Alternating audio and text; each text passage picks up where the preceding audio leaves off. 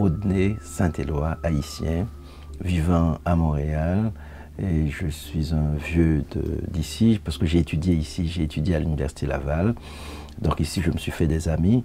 Quand en Haïti était question de partir pour moi, je voulais respirer. Tout le temps, les gens me posent la question, pourquoi tu as quitté Haïti? Je travaillais très très bien en Haïti.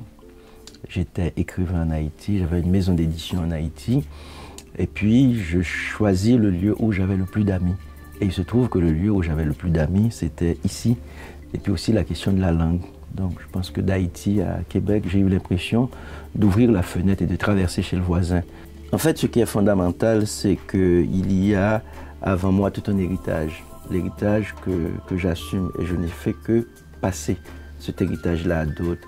Et j'ai cité beaucoup dans mes recherches, dans mes travaux, Émile Olivier, Daniela Ferrière, il y en a beaucoup, Justine Charlier, beaucoup d'Haïtiens qui ont lutté pour que la culture existe et pour que leur culture, pour que en fait l'intégration ne soit pas seulement, pour que l'intégration tienne compte de l'altérité. On parle beaucoup d'intégration, mais on ne parle pas d'altérité. Il faut accepter l'autre comme il est, dans ses différences. Il ne faut pas seulement le tolérer, mais il faut que l'autre soit en nous, parce que l'autre est présent quand même en nous.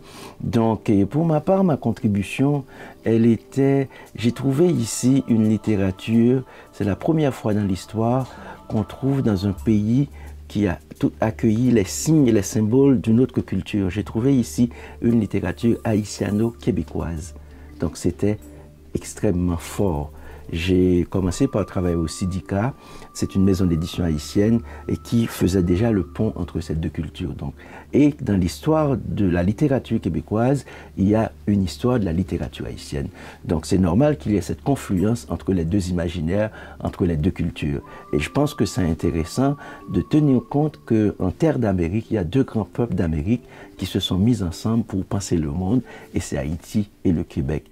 J'ai été heureux que le prix ait été assumé collectivement. Ce n'était pas un prix qu'on m'a donné, c'est un prix qu'on m'a donné pour la communauté ou pour les communautés. J'ai été gâté, j'ai reçu beaucoup de messages de gens qui me disent « bravo pour nous, tu nous représentes ». Et c'est ça, quand mon rôle de passeur a été reconnu par ce prix, parce qu'en fait, mon individu, Audenay, Saint-Éloi, en fait, je ne pense pas que ça compte trop. Ce qui compte, c'est mon rôle dans cette espèce de lien.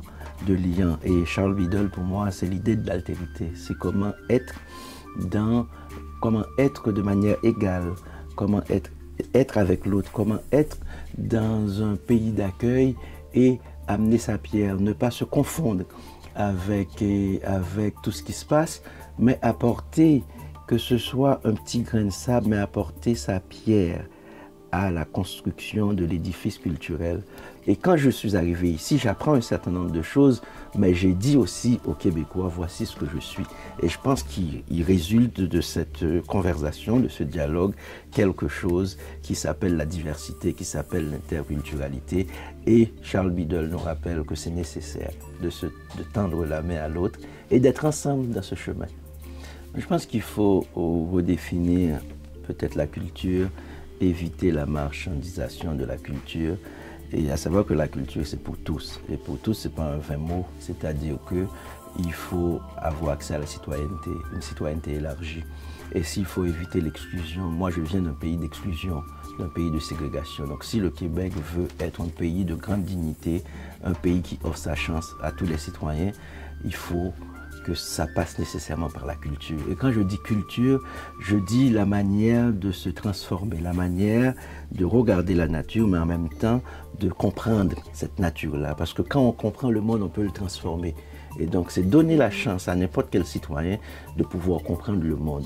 Donc si le Québec veut avancer, je pense qu'il faut essayer de mieux comprendre notre entourage. Et c'est la culture, seulement la culture, qui nous aide à être debout. Donc pour un pays debout, pour des gens debout, ça passe nécessairement par la démocratisation de la culture.